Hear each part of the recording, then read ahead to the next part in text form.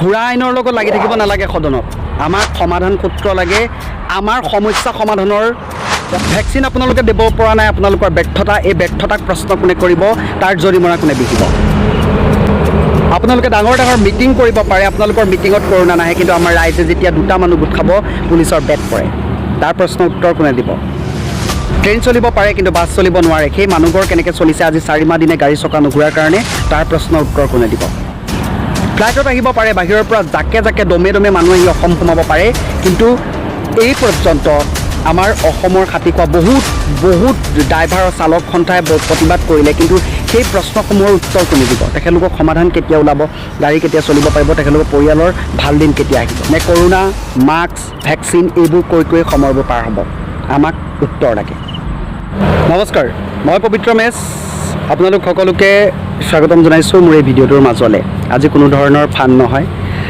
কেইটামান কথা ক'বৰ বাবে আজি এই বিশেষ ভিডিঅ'টো আপোনালোকৰ বাবে বনাইছোঁ আৰু প্ৰথমে কৈ লৈছোঁ যুক্তি সহকাৰে বিচাৰ কৰিব তাৰ পৰা তলত আহি মন্তব্য কৰিব বুলি আশা কৰিছোঁ যদি ভিডিঅ'টোৰ কথাকেইটাৰ যুক্তি আছে বহুতে ৰাজনীতিৰ কিবা মেৰপাক কূটনীতিৰ মেৰপাক এইবোৰ মন্তব্য নিদিব মই সকলোৰে হৈ ভিডিঅ'টো বনাইছোঁ যদি ভিডিঅ'টো ভাল পায় তেতিয়াহ'লে দুজনে চাব পৰাকৈ আগবঢ়াই দিব বুলি আশা কৰিছোঁ মই আগবঢ়াব বুলি নকওঁ আগবঢ়াই দিব বুলি আশাহে কৰিছোঁ লকডাউনে জুৰুলা কৰিছে সমগ্ৰ দেশবাসীক আমি সেই কথা জানো ক'ভিড মহামাৰী ভয়াৱহ ৰূপ লৈছে সেই কথাও জানো কিন্তু এতিয়া খাম কাটিছে চৰকাৰলৈ বহুতে বহু ধৰণৰ প্ৰশ্ন আগবঢ়াইছে কিন্তু এই মুহূৰ্তত মই যিটো কথা আপোনালোকক ক'ব বিচাৰিছোঁ বহুত দিনৰ পৰা মনৰ ভিতৰত গুজৰি গুমৰি থকা কথা কেইটামান আজি ক'ম বুলি এই ভিডিঅ'টো বনাইছোঁ আপোনালোকে গম পায় ক'ভিডৰ ভয়াৱহ পৰিস্থিতি হোৱাৰ পৰাই এই মুহূৰ্তলৈকে আমি যদি চাবলৈ যাওঁ পৰ্যায়ক্ৰমে যিমানবোৰ পাইছোঁ আমাৰ যন্ত্ৰণাৰ বাহিৰে কাৰো একো ক্ষতি হোৱা নাই আমি যদি আজি ভালদৰে লক্ষ্য কৰোঁ আন্তঃজিলা যাতায়াত বন্ধ হৈ আছে 4 মাহ 5 মাহ ধৰি সেই গাড়ীকেইখনৰ চকাই ঘূৰা নাই ঘৰখন কেনেকৈ চলিছে কোনোবাই জানো এবাৰ হ'লেও সুধিছে মাস্ক পৰিধান কৰিব লাগে আমি মাস্কখন পৰিধান কৰিবলৈ আপুনি যাওঁতে এখন মাস্কৰ দাম যদি 10 টকা হয় ঠিক আছে চৰকাৰে ঘোষণা কৰিছে ক'ভিড প্ৰট'কল মানিবলৈ দিছে আমি মানিছোঁ মাস্কখন যেতিয়া আমি হাতত কেতিয়াবা ভুলবশতঃ আমি হাতত লওঁ তেতিয়া আমাক প্ৰশ্ন কৰে যে আপুনি মাস্কখন হাতত লৈ আছে পইচা দিব লাগিব 500 টকা ঠিক আছে আপোনালোকে 500 টকা লৈছে কিন্তু বৰমূৰীয়াসকলে যেতিয়া মাস্কখন পৰিধান নকৰে তেতিয়া কোৱা হয় যে আমি অকণমান সময়ৰ কাৰণে খুলি লোৱা হৈছে তাৰ পাছতে আমি পৰিধান কৰিম আমি সামাজিক ডিষ্টেঞ্চিং পালন কৰা হৈছে ৰাইজেও পালন কৰিছে কিন্তু ৰাইজৰ ক্ষেত্ৰত ৰেষ্ট্ৰিক্ট দি আপোনালোকে কিয় তেনেকুৱা ধৰণৰ কামবোৰ কৰিব পাৰে ট্ৰেইন চলিছে বাছ চলা নাই প্ৰশ্নটো কেনেকুৱা উত্তৰ আপোনালোকে এনেকুৱা ধৰণৰ কিছুমান চৰ্চা চলি আছে যিবোৰ কথাৰ সমাধান সূত্ৰই নাই আমি আজি গুৱাহাটীৰ পৰা যেতিয়া ঘৰলৈ আহিব লগা হৈছে কিমান কষ্ট ট্ৰেইনত টিকট বুকিং কৰিব লগা হৈছে বহুত মানুহ পাণ জপাদি জাপিছে ট্ৰেইনত কিন্তু ছুপাৰকেইখনৰ মালিকসকল বহি আছে যদি বাছ চলিব নোৱাৰে ট্ৰেইন কেনেকৈ চলিব পাৰে ইমান গাল মানুহ কিয় তুলি আনিব পাৰে ট্ৰেইনত ইমান মানুহ আহিব পাৰে বাছকেইখনত ক'ভিড প্ৰট'কল কি নামানিব তেখেতলোকে চেনিটাইজাৰ ব্যৱহাৰ নকৰিব ট্ৰেইনত উঠাৰ আগততো মই নিজে আহিছোঁ তেনেকুৱা ধৰণৰ কোনো ধৰণৰ ফৰ্মেলিটিছ নাই বাহিৰতে আমি যি কৰিছোঁ ভিতৰত আহি বস্তুকেইটা চেক কৰে আগত পৰ্যায়ক্ৰমে যেনেকুৱা কৰিছে তেনেকুৱাই কৰিছে সেইটোতো একো নাই ঠিক আছে ৰাজহুৱা স্থানত আমাৰ মানুহ যাব নোৱাৰে তেখেতলোকে কিন্তু ডাঙৰ মিটিং পাতিব পাৰে প্ৰত্যেকটো সভাতে সভাই সমিতি এতিয়াও যদি আমাৰ এতিয়া আপুনি ডিমৌ যদি দাঁতি কাষৰীয়া হয় আপোনালোকে গম পাব কাইলৈ পৰহিলৈ ইয়ালৈ CM অহা কথা আছে ডাঙৰ মঞ্চ পাতিছে তাততো CM অহাৰ লগে লগে কিন্তু অকল কেৱল মাত্ৰ কৰ্মকৰ্তাসকলেই নাথাকে তাত বহু ধৰণৰ মানুহ থাকিব তেখেতলোকে কি সামাজিক ডিষ্টেঞ্চিং পালন কৰিব তেখেতলোকক জৰিমনা কোনে ভৰাব তেখেতলোকৰ পৰা জৰিমনা যদি তুলিবলৈ যায় সেই জৰিমনাৰ সংখ্যা কিমান হ'ব আপোনালোকে এবাৰ অনুমান কৰক ডাঙৰ এচিড বিলাতী গাড়ীত ঘোঁৰাসকল ক'লেও নগ'লেও চলে এটা কলতে ফোনটো চলে কিন্তু আমাৰ দুখীয়া খাটি খোৱা লোকসকল ঘৰৰ পৰা যদি এক মুহূৰ্তৰ কাৰণে পদপথৰ কাষলৈ আহি কিবা এটা কাৰ্য নকৰে তেতিয়াহ'লে ঘৰৰ আখলৰ জুইকুৰা নচলে তেতিয়াহ'লে এই পৰিয়ালবোৰৰ খবৰ কোনে ল'ব আজি অসমত নিবনুৱা সংখ্যা ইমান হৈছে আপুনি নিবনুৱাৰ সংখ্যাক যদি চাবলৈ যায় আগতে যিমান আছিলে এতিয়া দুগুণ বৃদ্ধি পাইছে কাৰণ লকডাউনৰ পৰিপ্ৰেক্ষিতত বাহিৰত যিসকলে কাৰ্যত জড়িত হৈ আছিলে যিবোৰ কামত জড়িত হৈছিলে সকলো এতিয়া ঘৰলৈ আহিছে বেকাৰ শব্দটো শুনিবলৈ বেয়া, কিন্তু প্ৰকৃততে সঁচা কথা। সেই বেকাৰ শব্দটো শুনিবলৈ যদি বেয়া, এইটো বেকাৰৰ সংখ্যা ইমান হৈছে, কিন্তু চৰকাৰে তাৰ যে সমাধান উলিয়াব পাৰিব তাৰ কোনো আশা নাই। আগৰখিনিয়ে দিব পৰা নাই, এতিয়া ক'ৰ পৰা দিব?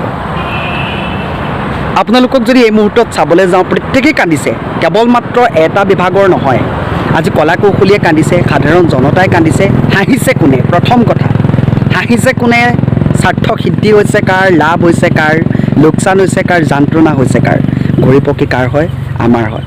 নেতা বনালোঁ আমি, ঠেলা মাৰি পেলাইছা গংগাত আমাক, কিন্তু আপোনালোকে ঘূৰিছে SC গাড়ী। আপোনালোকে এটা প্ৰশ্নৰ মাত্ৰ উত্তৰ দিয়ক, এইবোৰ আপোনালোকে যিবোৰ কিছুমান নটংগী বুলিয়ে কৈছোঁ, এই নটংগী শব্দটো শুনিবলৈ চাগে আপোনালোকৰ বেয়া লাগিব, কিন্তু এই দুখৰ যিবোৰ যন্ত্ৰণা, যিবোৰ কথাক লৈ ৰাইজে প্ৰত্যেকটো ক্ষেত্ৰতে দুখ অনুভৱ কৰি আছে, সেইবোৰৰ প্ৰতি আপোনালোকৰ কি দায়বদ্ধতা নাই নেকি? ঠিক আছে, আমাক যদি আপোনালোকে মাস্কখন পৰিধান নকৰাৰ কাৰণে যদি 1500-2000 টকা ফাইন লগাব পাৰে, তেতিয়াহ'লে আপোনালোকে যদি ভেকচিন প্ৰদান কৰিব পৰা নাই, চৰকাৰৰ ফালৰ পৰা ভেকচিন যে প্ৰদান কৰিব পৰা নাই, আপোনালোকক কিমান জৰিমনা বিঘা হ'ব? আপোনালোকৰতো সেইটো দুখ, আপোনালোক ব্যৰ্থ হৈছে। ৰাইজক যিখিনি ভেকচিনেট কৰাত আপোনালোক ব্যৰ্থ হৈছে, গতিকে আপোনালোকক কিমান জৰিমনা বিহিলে আপোনালোকৰ প্ৰকৃততে সেইবোৰ জৰিমনা উঠিব, আৰু সেইসকলক জৰিমনা কোনে ল'ব? জৰিমনা ল'বলৈ কাৰোবাৰ সাহস আছে? আমি হেলমেট পৰিধান নকৰিলে আমি ভৰিব লাগে 1000-1200 টকা, কিন্তু আপোনালোকক জৰিমনা ভৰাবলৈ কোনোৱেই নাই। ঠিক আছে, আপুনি ৰাজপথত 4 লেন বনাইছে, 4 লেন যেতিয়া বনাইছিলে আপোনালোকৰ 4 লেনটো কিয় বনায়? যে যিবোৰ যান জঁট আছিলে, যান জঁটৰ পৰা যাতে মুক্তি হয়, সকলো যাতে ভালদৰে খোলা মনেৰে যাব পাৰে, যাতায়াত কৰিব পাৰে, তাৰ প্ৰতি 4 লেনটো বনোৱা হয়। ঠিক আছে, পাকে প্ৰকাৰণতে ৰাইজে মৰে, কথাটো কি? আপোনালোকে কোনো ধৰণৰ জাননী জাৰি নকৰিলে, তাৰ পৰিপ্ৰেক্ষিতত ৰুট কণ্ট্ৰলাৰ দিলে, ৰুট কণ্ট্ৰলাৰ পৰিপ্ৰেক্ষিতত এতিয়া মানুহে 2500-2500 টকাকৈ ফাইন ভৰিব লগা হৈছে ৰাজপথত। গাড়ীখন এটা স্পীড হয়, স্পীডৰ দ্ৰুত বেগটো কমাব লাগে এক্সিডেণ্টৰ কাৰণে, কিন্তু আপোনালোকেতো 4 লেনটো বনাইছে, এটা লিমিটত যাবৰ কাৰণে বনাইছে, তাতো 60ত আপোনালোকৰ যোৱাৰ পিছতে তাৰপাছতে আপোনাৰ ৰুট কণ্ট্ৰলাৰ দিছে, তাতো আপোনালোকে টেক্স সংগ্ৰহ কৰিছে, পইচা সংগ্ৰহ কৰিছে। আমি গাড়ীখন কিনিবলৈ কি উইদাউট পইচাত কিনিছিলোঁ নি? কোনো ধৰণৰ একো নকৰাকৈতো কিনা নাই।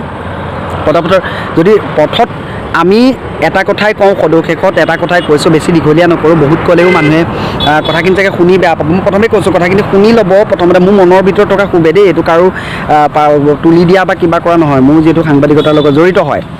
কিন্তু এই মুহূৰ্তত এই প্ৰশ্নখিনিৰ উত্তৰ যদি আপোনালোকে দিব পাৰে, ভালদৰে প্ৰেছ মিট এখন দি চালে বেৰে কোবাই কথাবোৰ নকয়, কেতিয়াৰ পৰানো বাছ চলিব, কেতিয়াৰ পৰা সেইসকলৰ সমাধান সূত্ৰ ওলাব, দুখীয়া মানুহখিনি কেনেকৈ চলিব?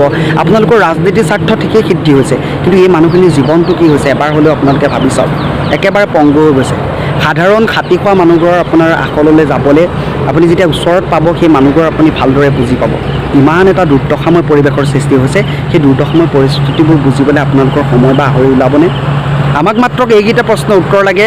বাছ চলিব নোৱাৰে, ট্ৰেইন চলিব পাৰে, ফ্লাইটত আহিব পাৰে, বাহিৰৰ পৰা মানুহ ইমান অহৰহ আহি থাকিব পাৰে, কিন্তু এই মুহূৰ্তত অসমৰ যি পৰিৱেশ পৰিস্থিতি হৈছে, বাহিৰত সকলোৱে নিয়ন্ত্ৰণ কৰিবলৈ সক্ষম হ'ল। আপোনালোকৰ যিটো ব্যৰ্থতা, সেই ব্যৰ্থতাটোক আপোনালোকক জৰিমনা বিহিব নোৱাৰে নেকি? আপোনালোকক কোনে জৰিমনা বিহিব? আপোনালোকে হৰ্তাকৰ্তা, আপোনালোকে সকলো। গতিকে আশা কৰিছোঁ ভিডিঅ'টো যদি আপোনালোকে ভালকৈ অকণমান আগবঢ়াই দিব, যদি যুক্তিযুক্ততা আছে বুলি ভাবে তেতিয়াহে কৈছোঁ। কিন্তু আজিৰ দিনটোত মনৰ ভিতৰত গুজৰি গুমৰি থকা কথাখিনিক অকণমান শান্তি পাইছোঁ। আপোনালোকৰ আশা কৰিছোঁ কথাখিনি ভালদৰে বিবেচনা কৰিব, তাৰ পাছতে আপোনালোকে নিজৰ মন্তব্যসমূহ তলত প্ৰদান কৰিব। কিন্তু এটা কথা কওঁ, বহুত দুখেৰে জীৱন যাপন কৰিছে বহুজনে, কেৱল মাত্ৰ চৰকাৰৰ পক্ষক মই এটা কথা কওঁ, চৰকাৰী পক্ষক দেই, এইটো চৰকাৰী পক্ষই এইটো গাফিলতি হ'ব লাগিব, চৰকাৰী পক্ষৰ ব্যৰ্থতা হ'ব লাগিব, কিন্তু তাৰ অবিহনে একো নহয়। কাৰণ কি সাধাৰণ ৰাইজৰ দুৰ্দশাটো আমি বেলেগকৈ ক'বলৈ দৰকাৰ নাই, কিন্তু প্ৰত্যেকটো ক্ষেত্ৰতে সকলোৱে পদে পদে লাঞ্ছিত, অৱহেলিত, কেৱল মাত্ৰ আমাৰ জনতা, আমাৰ খাতি খোৱা লোকসকলে বাৰে সন্মুখীন হয় এই সমস্যাসমূহৰ, বাকীসকল নহয়। বেছি নকওঁ, এই প্ৰশ্নসমূহৰ যদি উত্তৰ পাওঁ আমি ভাল পাম। ধন্যবাদ।